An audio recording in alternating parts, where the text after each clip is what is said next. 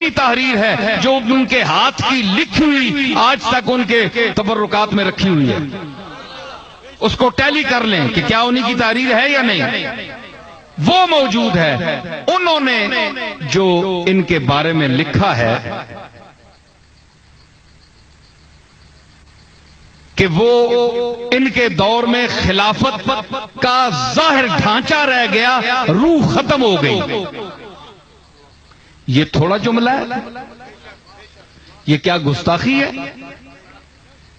یہ کیا گستاخی ہے؟ یہ تو نہیں ہے میں نے یہ کہا ہے کہ تلک الرسل فضلنا بعضهم علی بعض، اللہ نے بعض رسولوں کو بعض رسولوں پر فضیلت دی ہے، تو بعض صحابہ کو بعض صحابہ پر فضیلت نہیں ہے۔ فاروق اعظم کے سامنے جب حضرت ابو الدرداء یا حضرت ابو ہریرہ وہ حضور کا پیغام لے کر نکلے کہ جس نے من قال لا الہ الا اللہ دخل الجنہ، جس نے لا الہ الا اللہ کہا وہ جنتی ہے، تو اگرچہ اس نے زنا کیا، اگرچہ اس نے چوری کی، پھر بھی جنتی ہے۔ 3 دفعہ آپ نے فرمایا اگر اس پر پکا ہے تو وہ جنتی ہے، چاہے اس نے یہ بھی کیا پھر بھی۔ تو باہر نکلے تو آگے سے فاروق اعظم، انہوں نے کہا جناب حضور سے کہ میری تو کوئی مانے گا نہیں۔ حضور نے فرمایا کہ میرے جوتے لے جا، نشانی کے طور پر سر پہ رکھ لیے انہوں نے، ہیں جی۔ تو حضرت فاروق اعظم راستے میں ملے تو کیوں؟ انہوں نے کہا حضور نے فرما دیا جس نے لا الہ الا اللہ کہا وہ جنتی ہے، چاہے اس نے جو کچھ بھی کیا۔ حضرت عمر نے ایک تھپڑ دیا، انہوں نے کہا واپس چلو۔ وہ کہنے لگے کہ میں نے تو حضور کی نشانی اٹھائی ہوئی ہے کہ آپ نے فرمایا ہے کہ تم نے۔ انہوں نے کہا حضور کے پاس گئے، انہوں نے کہا یا رسول اللہ آپ نے یہ فرمایا ہے جس طرح یہ نکل رہا ہے اور لوگوں کو بتانے کے لیے، اگر یہ جناب لا الہ الا اللہ کہنے کے بعد زنا، بدکاری، شراب نوشی، جو فحاشی اور بدکاری انسان، اگر اس کے لیے آپ اللہ کی رحمت کی اتنی وسعت آپ بیان کر رہے ہیں تو پھر یہ شریعت نافذ کرنے کی کیا ضرورت ہے؟ دیکھیں صاحب الرائے کہ فاروق اعظم کا وہ مقام ہے کہ ادھر زبان سے نکلی ادھر قبول ہوئی، ادھر رائے دی تو ادھر قرآن کی صورت میں وہ آئے تو آ گئی۔ فاروق اعظم کی بات پر اللہ نے کہا یہ ٹھیک کہہ رہے ہیں۔ یہ وہ درجہ ہے فاروق اعظم کی اصابت رائے کا، اتنا مصیب الرائے ہے۔ تو حضور نے فرمایا ٹھیک ہے فاروق تو ٹھیک کہہ رہا ہے، تو اس پر وہ قائم رہا اور اس پر مرا، اس کے بعد وہ جنت میں جائے گا۔ پھر آپ نے اضافے کیے، یہ نہیں ہے کہ تم اعلان کرتے پھرو کہ جاؤ جو مرضی کرو، صرف لا الہ الا اللہ پڑھ لو تو بس جنتی ہو، جو برے عمل کرو کرتے رہو۔ تو حضور نے تو فاروق اعظم نے جو صحابہ ان سے ڈرتے تھے، کئی صحابہ کو آپ مارتے تھے، جھڑکتے تھے، درے لگاتے تھے، تو ان کا مقام تھا نا، صحابی تو دونوں تھے، نبی تو نہیں تھے، دونوں صحابی تھے، خواجہ تاش تھے، دونوں غلام تھے، آقا ایک تھا غلام کئی تھے، لیکن جو علمی مقام ان کو حاصل تھا اور جو ہیبت حاصل اللہ نے عطا فرمائی تھی، اس کا وہ مقام تھا کہ سب صحابہ ان کی عظمت کو مانتے تھے، حضور بھی ان کی بات کو سن کر ان کے مشورے پر آپ عمل فرماتے تھے۔ تو اس میں ان کی کوئی گستاخی نہیں ہوگی کہ انہوں نے یہ کیوں کیا؟ تو یہ بات نہیں ہوتی، صرف بات یہ ہوتی ہے اچھا مثلا ان کے لیے جناب معاویہ کے لیے حضرت فاروق اعظم فرمایا کرتے تھے کہ یہ اس امت کا قیصر ہے، اس امت کا قیصر ہے۔ جس طرح بادشاہ نہیں ہوتا جس کے آگے وہ گھوڑے چلتے ہیں، سواریاں چلتی ہیں، اور یہ آج جو وہ گارڈ چلتی ہے آگے، اس قسم کی آپ کتابیں پڑھیں، آپ کبھی تشریف لائیں، اگر آپ کو میرے ساتھ اس موضوع پر گفتگو کرنے کا شوق ہے تو میں حاضر ہوں، آپ وہاں تشریف لے آئیں۔ اگر وہاں نہیں آنا چاہتے تو کسی اور جگہ بیٹھ جاتے ہیں، آپ مجھ سے پوچھیں میں آپ کو بتاؤں گا، ایسی کوئی بات نہیں ہے۔ اور اگر کوئی آپ کے بزرگ بھی اس موضوع پر میرے ساتھ گفتگو کرنا چاہیں تو میں ان کے ساتھ بھی کرنے کے لیے تیار ہوں، وہ مجھے کھا تو نہیں جائیں گے، وہ بھی 4 لفظ پڑے ہوئے ہیں، میں بھی پڑھا ہوا ہوں، وہ شاہ حسن سے ہی تاجدار ہم بھی ہیں، ایسی بات نہیں ہے۔ تو یہ کئی لوگوں نے اہل بیت کا ٹھیکہ اٹھایا ہوا ہے، کئی لوگوں نے صحابہ کا ٹھیکہ لیا ہوا ہے. تو اہل سنت وہ گروہ ہے جو صحابہ کی بھی ٹھیکیدار ہے اور اہل بیت کی بھی ٹھیکیدار ہے، عظمت انبیاء کی بھی ٹھیکیدار ہے اور عظمت اولیاء کی بھی ٹھیکیدار ہے. تو آپ یہ چیز کریں. تو پیر میر علی شاہ صاحب نے پہلے جو لکھا ہے وہ آپ تصفیہ بین سنی و شیعہ پڑھیں، اور آپ کا اگر کوئی بڑا صاحب علم، بڑی شخصیت آپ کے پاس بھی اگر موجود ہو، اگر اس کے پیچھے کسی اور شخصیت کا جس پر آپ کو ناز ہو کہ اس کے سامنے کوئی بول نہیں سکتا، ہاں، تو وہ شخصیت بھی ہماری دیکھی ہوئی ہوگی، نہیں تو ہم دیکھ لیں گے. اور جو میرے دادا نے دلیل قائم کی ہے، میں اگر دیکھیں نا، یہ تو نہیں نا گولڈ شیف میں ساری اولاد ہے، حضرت پیر صاحب کی اور بھی اولاد ہے ساری، لیکن اب ضروری تو نہیں ہے نا کہ ہم سب وہ مولوی صاحب کو بلا کر جمع کر کے کریں. میں انشاءاللہ اس کی وہ اولاد ہوں جو آپ کے سامنے میدان میں بیٹھ کر آپ سے بات کروں گا. اللہ کے فضل سے میں میدان کا آدمی ہوں، ہاں میدان کا آدمی ہوں. آپ کو یہ غلط فہمی ہے. تو انشاءاللہ وقت آئے گا، آپ کو اگر یہ ابھی تک اس کی تسلی نہیں ہوئی، آپ آئیں، میں آپ کو اور دلائل بھی دوں گا. محیر العقول، عقل حیران ہو جائے گی وہ واقعات پڑھ کر. اور ایسے ایسے اکابر کے میں قول آپ کو کے سامنے رکھوں گا کہ آپ ان کے پھر آپ سے کہوں گا کہ آپ اب ان کے لیے رائے قائم کریں کہ یہ آپ کے نزدیک بھی گستاخ ہیں. یہ بات نہیں ہے، ہم نے تو ایسی باتیں کبھی کی نہیں. کیوں کہ ایک جو اتحاد امت کی ایک فضا بنانے کی کوشش کرتے ہیں. ہم نے علی اور معاویہ کو آپس میں جھگڑتا ہوا ہم نے نہیں دکھایا. اور کون سی چیزیں ہیں کہ جو آپ کے سامنے نہ ہوں، اور جناب علی کے ساتھ جو زیادتیاں ہوئی ہیں آپ کو کیا پتا. میں آپ کو بتاؤں، میرے باپ، میرے دادا، میرے پردادا سے بڑا اور تمام علماء امت جس کی عزت کرتے ہیں، جس کے نام پر سر جھکاتے ہیں، اور بڑے بڑے مؤلفین حدیث اس کے نام آنے پر اپنی گردنیں جھکا دیتے ہیں. جناب حضرت امام احمد ابن حنبل رضی اللہ تعالی عنہ آج بھی سعودی عرب کا جو مسلک ہے، مذہب ہے، وہ حنبلی ہے، حنابلہ. ان سے پوچھا گیا، انہوں نے جو تقریر کی ہے، آپ امام احمد ابن حنبل کو بھی گستاخ کہیں گے؟ آئیے امام حنبل کو میں سامنے لاتا ہوں، انہوں نے اس سے بھی بڑی گستاخی کی ہے. میں نے تو کچھ کہا ہی نہیں، ان سے بڑی گستاخی کی ہے. اور آپ مجھے لکھ کر دیں گے کہ امام احمد ابن حنبل گستاخ ہے، پھر میں آپ کی اس تحریر کو علماء امت کے سامنے پیش کروں گا. یہ آپ آئیں گے تو آپ کے علم دائرہ بڑا بھی، مطالعہ بہت کم ہے. آپ آئیں، آپ نہیں بتا سکتے کہ انہوں نے کیا لکھا. میں اس مجمع میں وہ تفصیل نہیں بتانا چاہتا، میں اشارہ دینا چاہتا ہوں کہ ایک کتاب حضرت امام احمد ابن حنبل کے سامنے پیش کی گئی. آپ کو پتہ ہونا چاہیے کہ امام حنبل وہ شخصیت ہے کہ جو 6 لاکھ حدیثوں کے حافظ تھے. 2 لاکھ موضوع حدیثیں ان کو یاد تھی، جعلی حدیثیں جو لوگ بنا لیتے تھے، وہ بھی امام احمد ابن حنبل نے یاد کی تاکہ پتہ چلے کہ یہ جعلی حدیث ہے یا اصلی ہے. اتنے بلا کا، حافظے کا آدمی، اور جس کا مقلد پیران پیر حضرت غوث پاک عبد القادر جیلانی بھی اس کا مقلد ہے. ان کے سامنے ایک کتاب پیش کی گئی جس میں بنو امیہ کے لیے بڑے اچھے الفاظ حدیث کے نقل کیے گئے، کچھ دعائیں کی گئیں، کچھ ان کے لیے فضائل بیان کیے گئے۔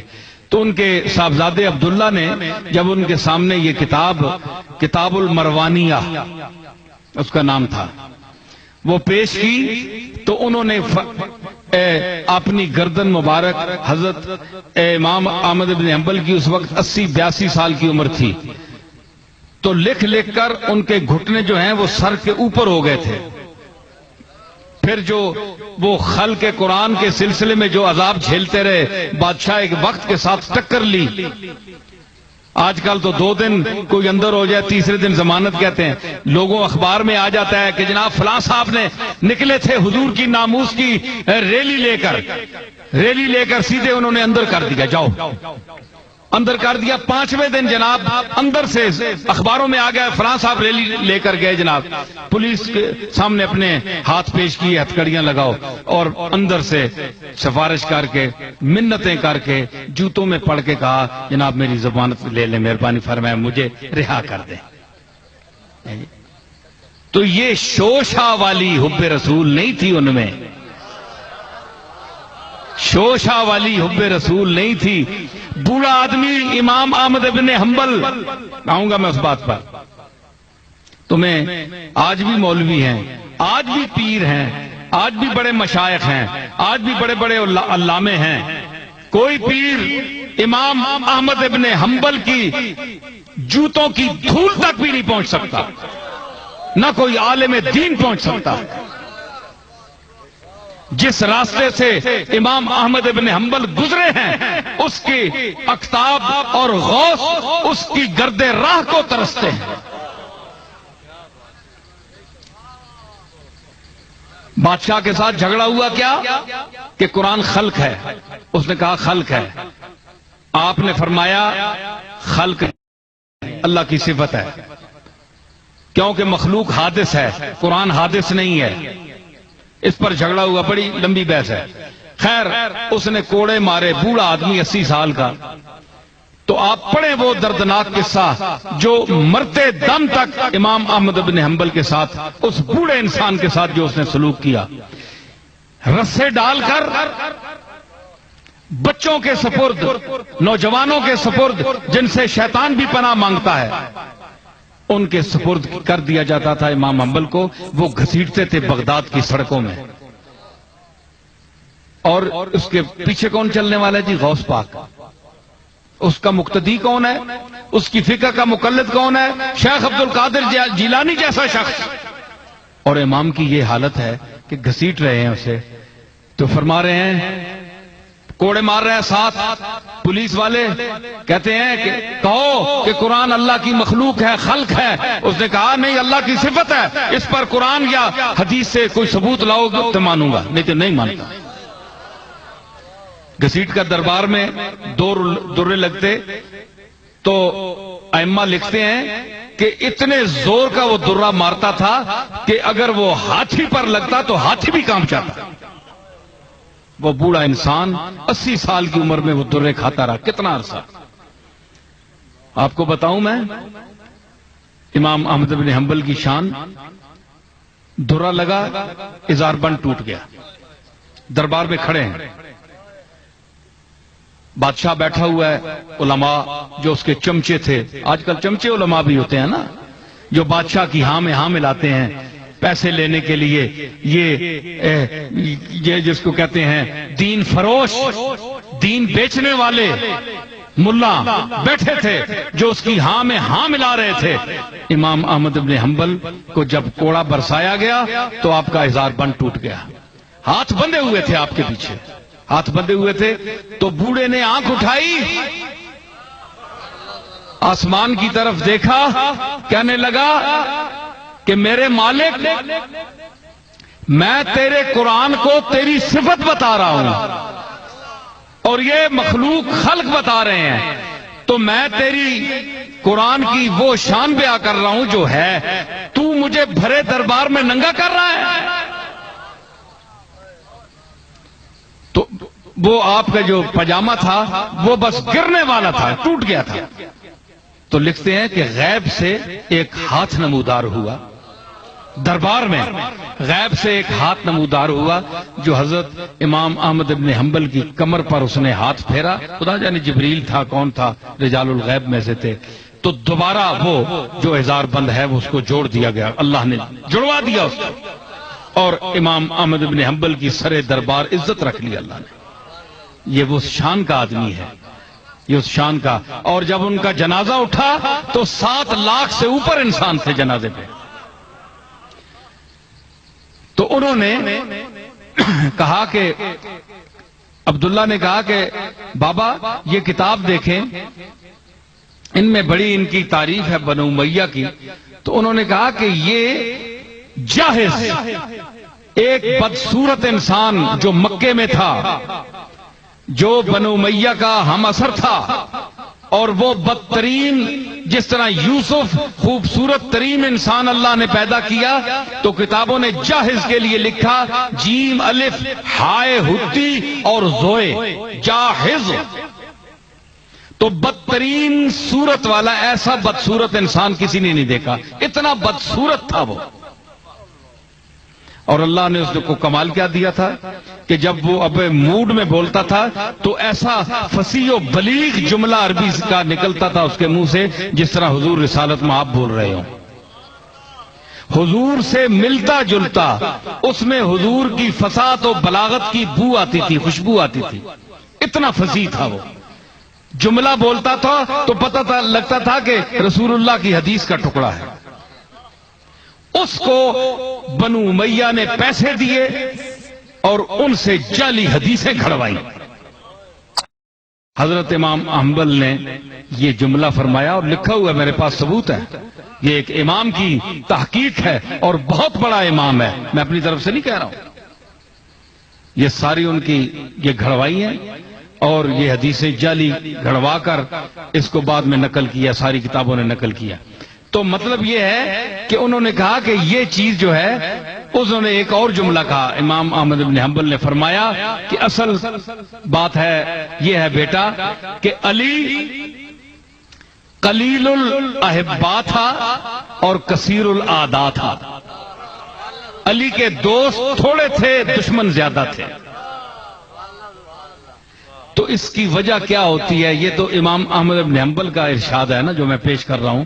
اس کی وجہ میں نے کیا سمجھی, اس لیے کہ دوست ہوتے ہیں ان کے زیادہ جن کے جو کھلائیں, جن کا دسترخوان وسیع ہو, جو جن کے پاس آنا جانا وسائل اور دنیاوی مفادات زیادہ ہوں, لوگ ان کے پاس ٹوٹ کر جاتے ہیں کہ کھانا کھا لیں گے, پیٹ بھر لیں گے, کوئی کام ہوا تو کسی سے کرا لیں گے, اثر رسوخ والا آدمی ہے, مال ماڑیوں والا ہے, ان کے دوست زیادہ ہوتے ہیں. علی کے پاس کیوں جاتے بھائی؟ علی کے پاس تو نانے جو تھی, جو کی روٹی تھی.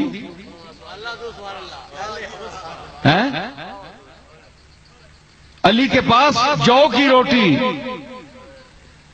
اور ان کے دسترخوان پر اگر جو کی روٹی بھی رکھی ہو تو سائل آواز دے تو وَيُطْعِمُونَ الطَّعَامَ عَلَىٰ حُبِّهِ مِسْكِينًا وَيَتِيمًا وَأَسِيرًا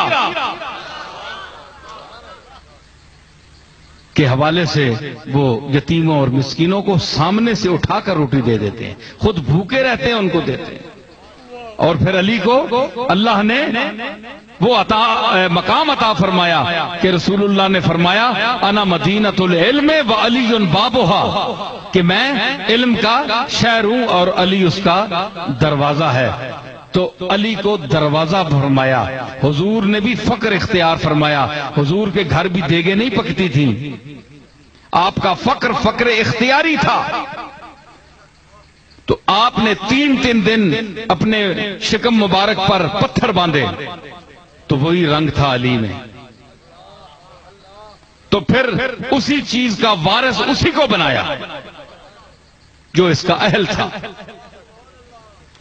تو یہ چیزیں جو ہیں ان کے پاس آپ آئیں, دیکھیں, کسی کے ساتھ کو کوئی سوال ہو, کوئی تکلیف ہو تو تشریف لائیں, ہم حاضر ہیں, کہیں بیٹھ کر بات کر سکتے ہیں. میں اس کے علاوہ اور بہت سی چیزیں پیش کر سکتا ہوں.